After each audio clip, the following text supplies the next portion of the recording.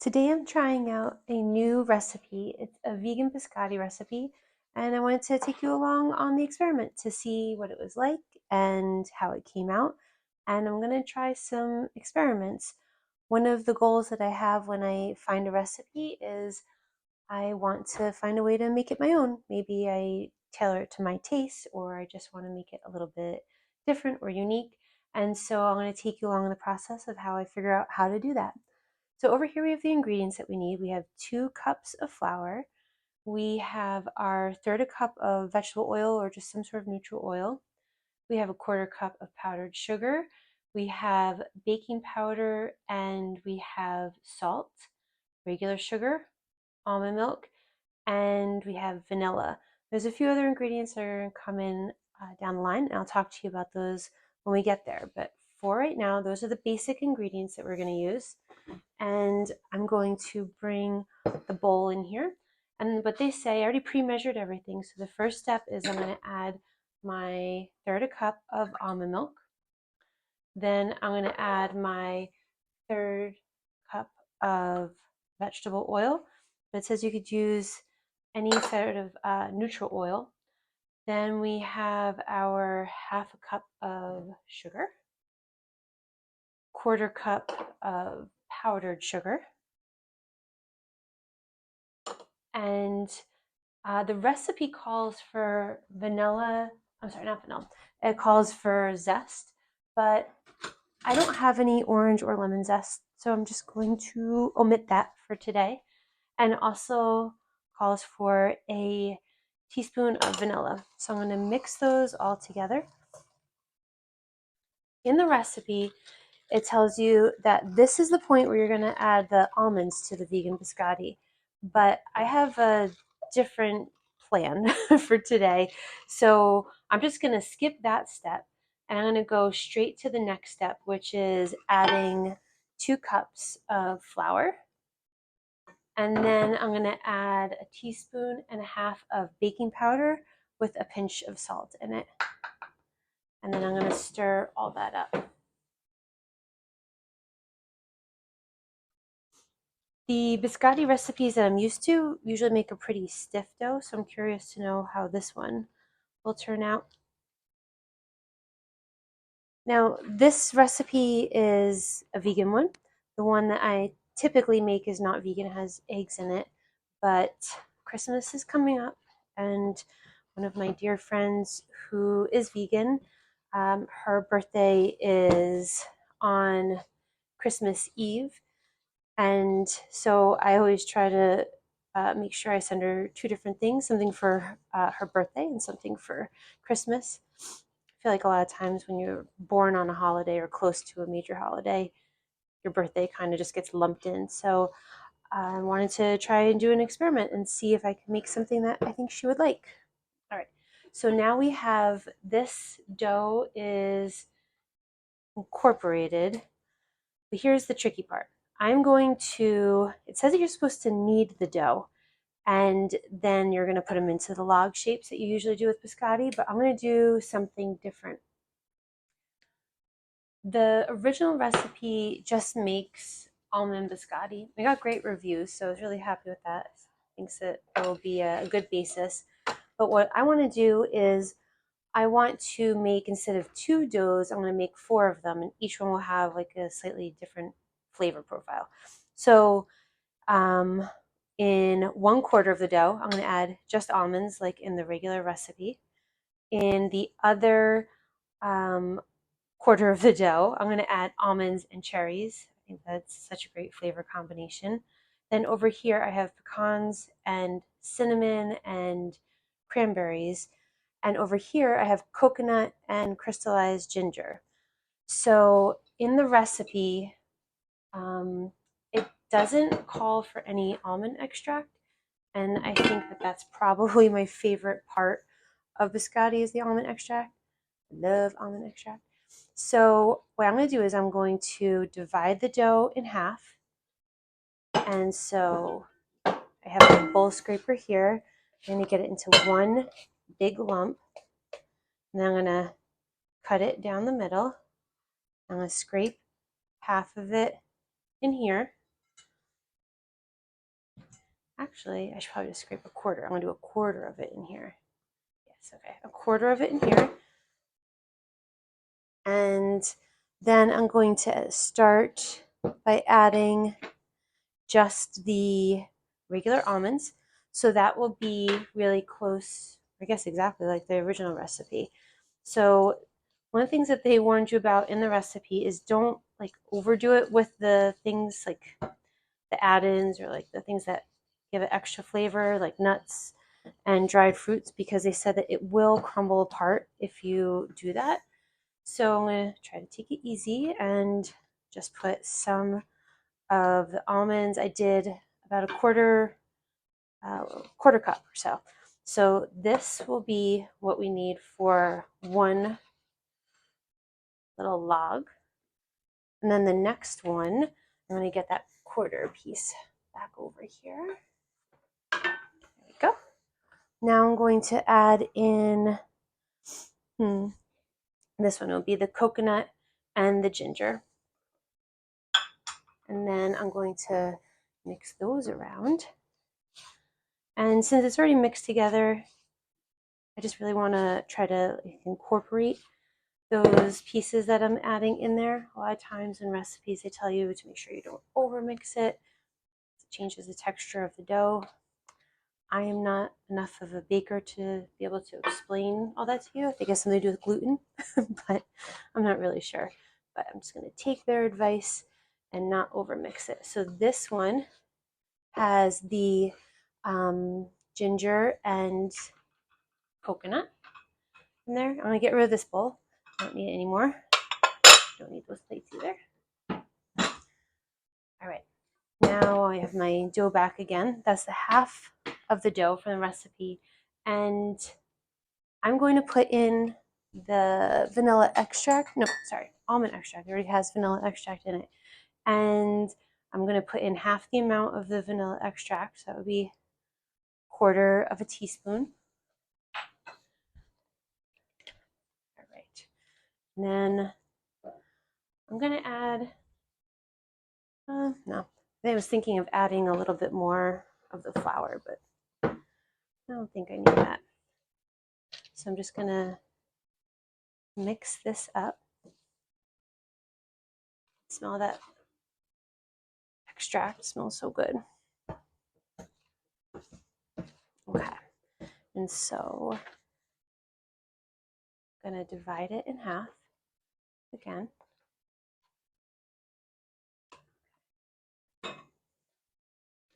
And remember, this is all an experiment. So there's certain flavors like that coconut ginger one. I don't know how that's going to turn out. And I probably wouldn't do a whole recipe with a totally experimental flavor. That's why it's nice to be able to do it in little, quarter amounts. This one is the pecan and the cranberry.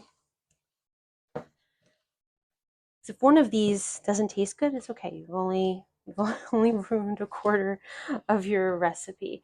But if you do one whole big one and it doesn't taste good, that would be very disappointing. And I'm not one to waste, so I find it really hard to figure out what to do with that kind of stuff. I also don't want to feed people food that doesn't taste good or good for you or something. All right, so I'm going to scrape in the rest of that dough. Okay, and I'm going to scrape this. So fold it in a little bit more. Get those pecans and craisins in there. All right. Then we have that one over here. And then the last combination is the almond and cherry combination, which is one of my favorites. And I think about how I'm going to decorate these when they're all done. All right, there's the cherries and almonds. Folding those in.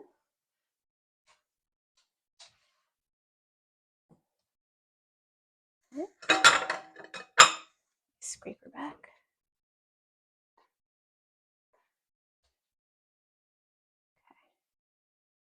My dog is hanging out next to me. I don't know if you could hear her. She's hopeful that something will drop.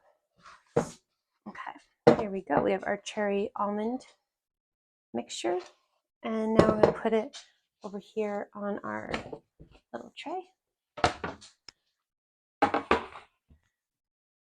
And so I'm just going to gently form it, roll it out. Keep in mind that it will expand some when it's in the oven. I haven't made this one, so I don't know how much this one will expand. But I'd rather have some like long ones. So I'm going to roll them out to the length of the mat. I really like these silicone mats.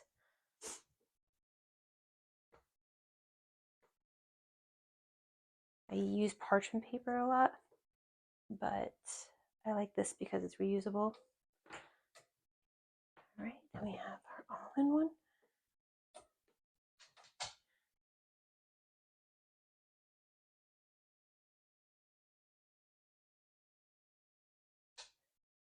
Okay, and then we have our ginger coconut one.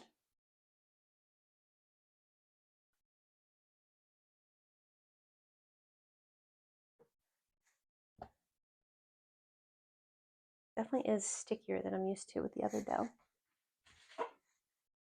Scrape that off a little bit. This one in particular. There we go.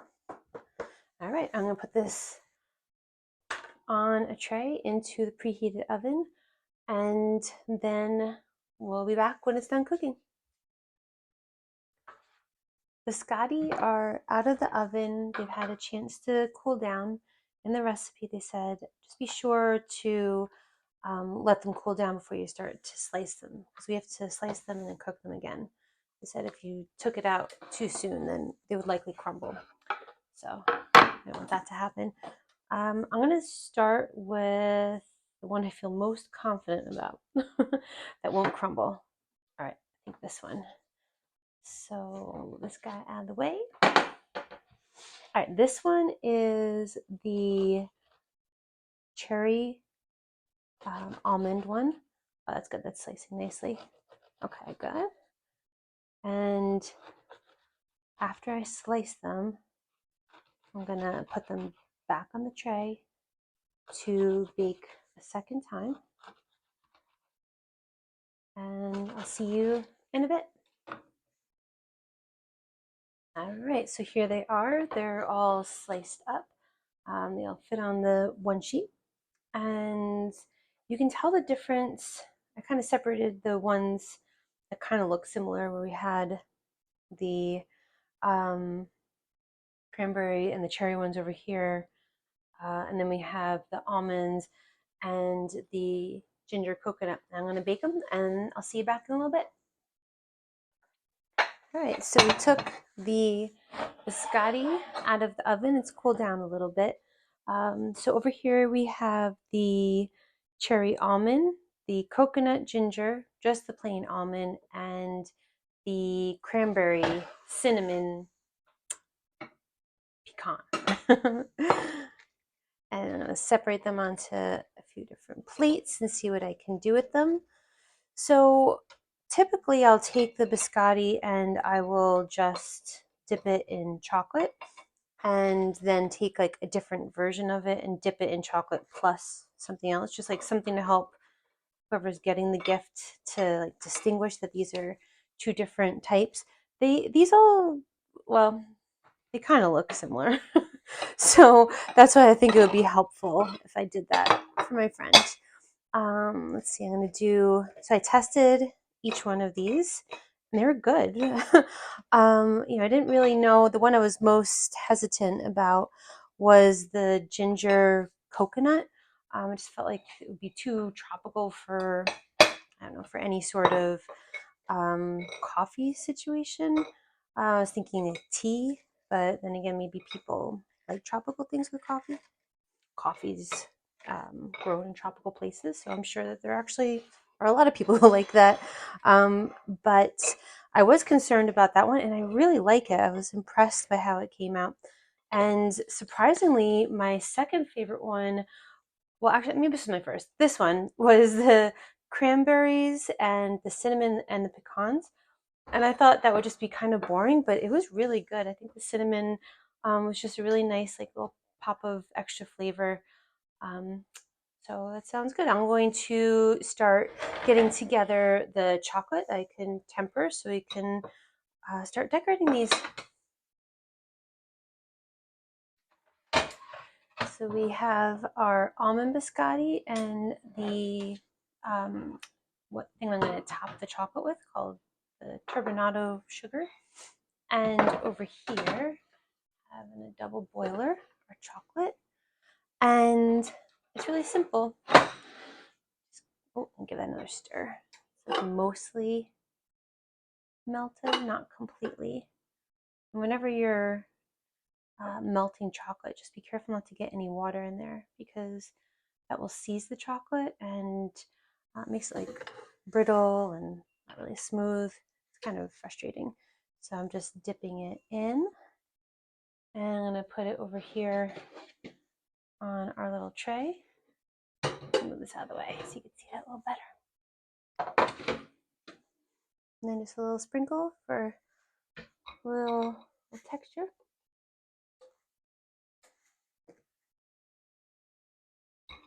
And we'll just go down the line. And then I'm going to let this part cool after it's all done. And then I'll go on to the next one. I think for the, which one? The cinnamon and the pecan and the craisin one, I'm just going to leave it as is. I think they look pretty. And I also don't have that many designs that I know what to do with. The other chocolate that I have is white chocolate, which would look nice, but I don't have white vegan chocolate. So this is the only vegan chocolate that I have, which is a dark chocolate. And it'll be nice with the contrast when I do the coconut one. But I don't have many options. I'm trying to think of what I could do that would make it look nice. I was concerned if I did like cherries on the chocolate for the other one, that it would probably just kind of slide off when it was time when you were dunking in the coffee. Oh, it's one of my dogs. I'm gonna go let him in. I think I'm just gonna add a little sprinkle of salt to the top as well. One of the things I was thinking of is chia seeds. I don't know. I feel like that might be a little weird, like taste wise, like texture in your mouth kind of thing. So I'm just gonna stick with the basics. I also have some coconut over here that I'm going to dip them in after I dip them in the chocolate. So I'll go over here, get a little bit of the chocolate, dip it in there, and that's how I'll decorate the coconut chocolate ones.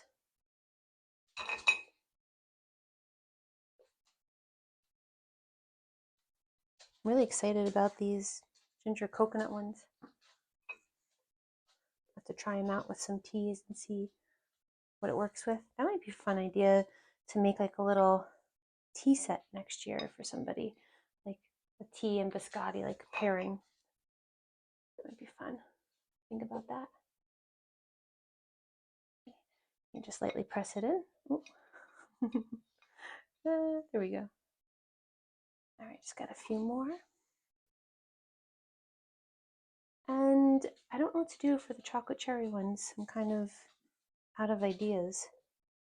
Maybe I'll just do a drizzle of chocolate. That way it will make it like look visually different than the other ones. Yeah, that's what I'll do. All right, here we go. All right, I'm changing my mind again. I'm going to try the chia seeds on there and just see. I feel like it just needs a little extra something on there. And I don't want to put too much on there because I don't want it to be overwhelming. I tried a few just raw, just ate them. And they do have a little crunchiness when you first eat them, and then they get softer as they get wet. But it can't hurt. The fun thing about experiments is you don't like it, and if it doesn't go well, just don't do it next time. But you never know until you try. All right, here's the last one. Over on this side, we have the cherry almond one. I'm just drizzling a little bit of that on there just to give it something.